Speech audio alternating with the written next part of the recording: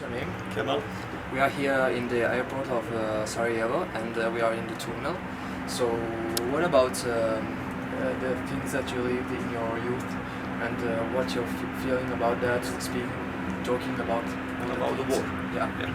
Well, I grown up here, just next to the tunnel. Actually, I was born here before the war. I was 4 years old when the war started, and actually I lived with my family in the house just next to the tunnel over here. In 1992, when the tunnel was constructed, actually we had opportunity for escaping. So more than 3,000 people from this whole area escaped. Most of them or from outside of Sarajevo, somewhere else. So many of us stayed inside Sarajevo, but in some, let's say, safer parts of the city. So my mother and my brother actually moved in one safer part of Sarajevo. It's called Pofarići. We lived in one small basement for almost 3 years, until end of the war, of course. Actually, we lived in, let's say, completely dark, without fresh tapping water, without electricity, almost without food.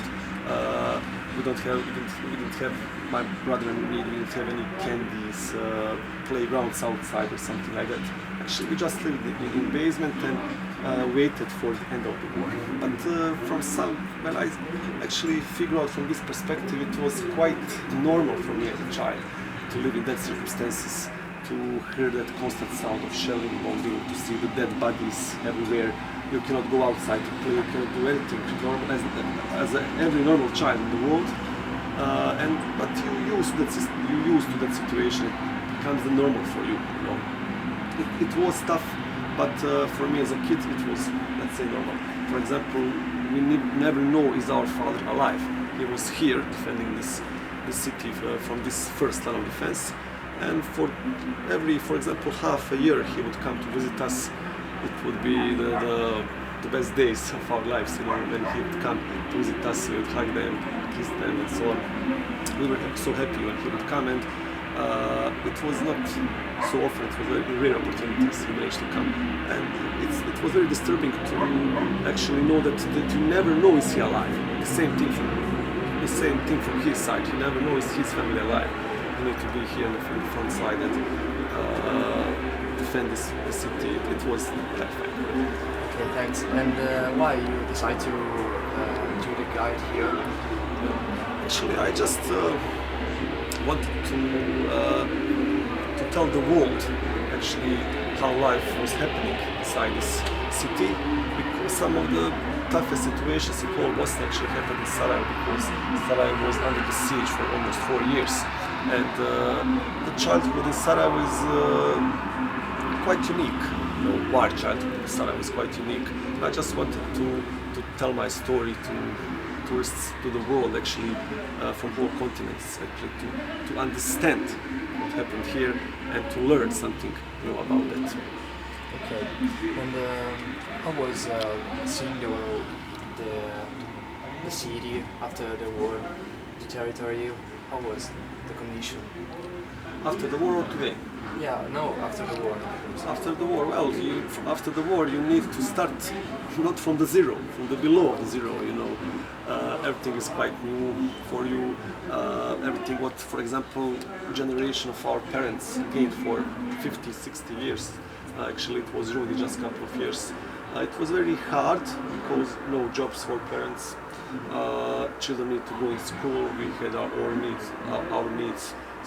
Actually, our parents didn't have the €1 to give you, for example, to eat properly in school. It was very difficult. You need to build new houses. You need to build your life from the zero again. I told you before. So it was tough, but little by little we managed to achieve our plans. Not only me and my family. I mean all citizens of this place. Today's situation is, let's say, okay, but still you can find so many leftovers of the war. When you go through that main street, side city center, everything is shining, everything is okay, but if you go deeper inside the city, you will find so many leftovers of the war, so many ruined buildings and so on. But actually the most damage are on people's souls, because so many soldiers have PTSD, for example, post-war traumatic syndromes. So many children grown up without parents, one or two parents. I'm one of the luckiest because I've grown up with my father, my mother. I have so many friends who didn't, you know. It's quite sad because whole generation is to pass to things to be changed completely. At the moment we are still in transition, and mentally and politically, so let's say that we are trying to lead some normal life. We all experienced the war in our veins, in our blood, but we are trying to be like good people here. Okay, so the perspective for future? Where? Well, that's the hardest question actually. Let's say that we need to be unique country for all our citizens. Today, unfortunately, it's important who is which religion, which nation, which tradition, but for the better future of all of us, we need to be together, we need to be unique, like for example before the war, we have so many political problems, but that's for some other stories. Normally people, let's say, doesn't hate each other.